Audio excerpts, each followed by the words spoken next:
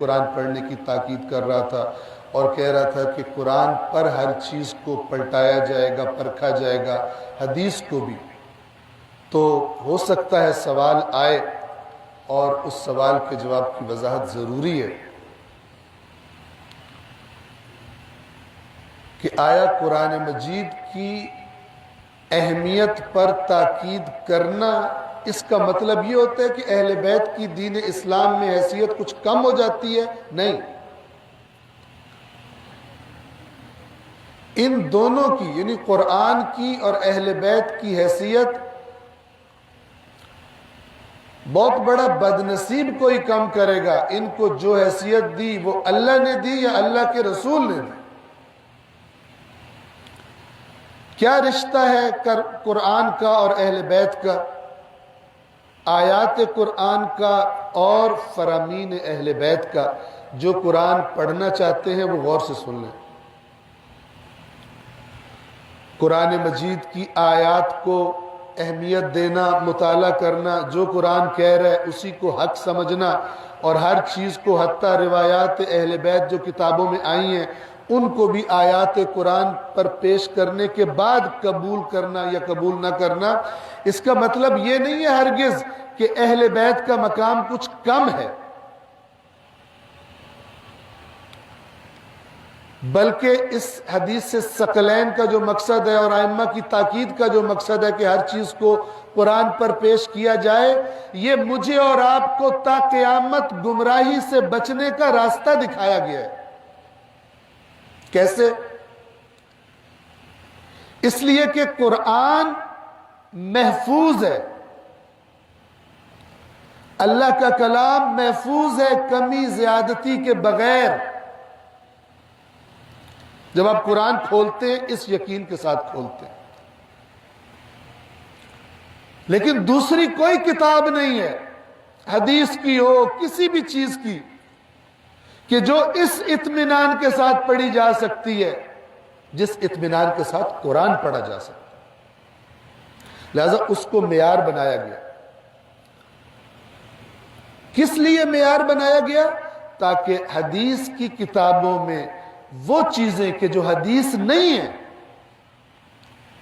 اور شامل ہو گئی ہیں، قرآن کی برکت سے ان حدیثوں کو پڑھنے والا قرآن کی بصیرت کی روشنی میں صحیح کو غلط سے جدا کر سکے۔ تو خلاصہ کیا ہوا، نتیجہ کیا ہوا؟ آیا قرآن مجید تنہائی میں حدیث فرامین محمد و آل محمد کے بغیر کافی ہے؟ کافی نہیں ہے، ہرگز۔ اور اس کا کہا گیا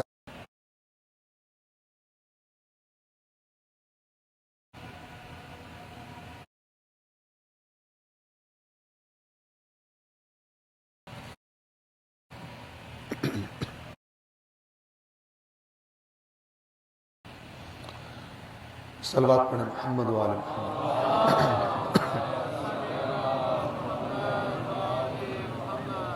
توجہ فرمائیے،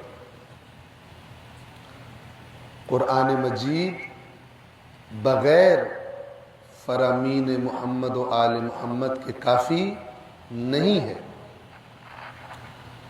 اور اس کی ایک بالکل سادہ لیکن واضح مثال آپ کی خدمت میں عرض کر دوں کہ قرآن کریم میں تقریباً 700 مرتبہ نماز کا ذکر آیا ہے، صلاۃ کا ذکر آیا ہے، کثرت سے۔ لیکن اس کے باوجود قرآن پڑھنے والا جس کے پاس صرف قرآن ہو، اتنی اہم ترین عبادت جس کو نماز کہتے ہیں، اگر اس کے پاس محمد و آل محمد کا فرمان نہ ہو تو وہ اس نماز کو پڑھنے کا طریقہ نہیں جان سکتا۔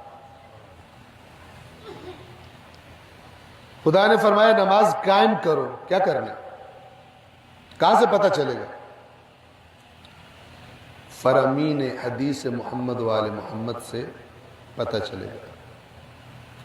آج کی شب کی مولا حسین کی جو تلاوت کی مولا نے آج شب بھر تلاوت کرتے رہے، عبادات کرتے رہے، مناجات کرتے رہے، اس کے صدقے اللہ تبارک و تعالی یہ بات سمجھنے کی توفیق دے ہمیں، اس نقطے کو کہ قرآن مجید اور فرامین محمد و آل محمد جب دونوں ملتے ہیں تب دین مکمل ہوتا ہے، ورنہ نماز بھی نہیں پڑھ سکتے آپ، حج بھی نہیں کر سکتے آپ، خمس بھی نہیں ادا کر سکتے آپ، زکوٰۃ بھی نہیں ادا کر سکتے آپ، جبکہ یہ سب چیزیں قرآن میں مذکور ہیں، لیکن اس کے باوجود آپ نہیں کر سکتے اگر حدیث نہ ہو۔ اصل بات کیا ہے اس کو سمجھنے کی کوشش کیجئے گا، توجہ فرمائیے گا، اور پھر اس پہ عمل کی کوشش کیجئے گا قرآن کے مطالعے میں۔ دیکھیے،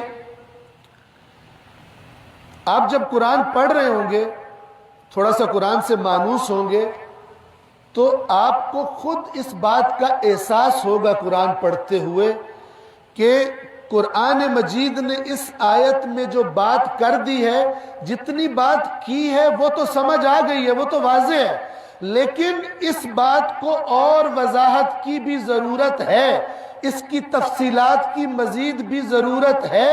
وہ تفصیلات آپ کو کہاں سے ملیں گی؟ وہ تفصیلات آپ کو آل محمد کے گھرانے سے ملیں گی۔ آپ کو پتہ چل گیا ایک چیز ہے، ایک عبادت ہے جس کا نام ہے صلاۃ، اور اس کو غیر اہم طریقے سے بھی نہیں، اسے قائم کرنا ہے مجھے۔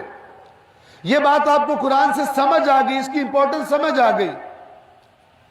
آپ کو سورۃ المدثر پڑھتے ہوئے پتہ چل گیا کہ اللہ نے بتا دیا کہ قیامت کے دن جو لوگ نماز نہیں پڑھتے تھے، بے نماز تھے، ان کو شفاعت کرنے والوں کی شفاعت فائدہ نہیں دے گی، وہ خارج ہوں گے اس شفاعت کی، اس کے استفادے سے، اس کے نفع سے۔ یہ آپ کو سمجھ آ گئی، لیکن آپ پوچھیں یہ نماز جس کے بارے میں کہا جا رہا ہے، یہ میں کیسے پڑھوں؟ یہ پوچھنے کے لیے آپ کو محمد و آل محمد کے در پہ آنا پڑے گا کہ مجھے بتائیے یہ نماز میں نے کس طرح پڑھنی ہے، کس وقت پڑھنی ہے، کیا شرائط ہیں، کیا ارکان ہیں، کیا واجبات ہیں۔ یہ ہے رشتہ قرآن مجید اور اہل بیت کا۔ روایات اہل بیت قرآن مجید کی باتوں کی تفصیلات بیان کرتی ہیں۔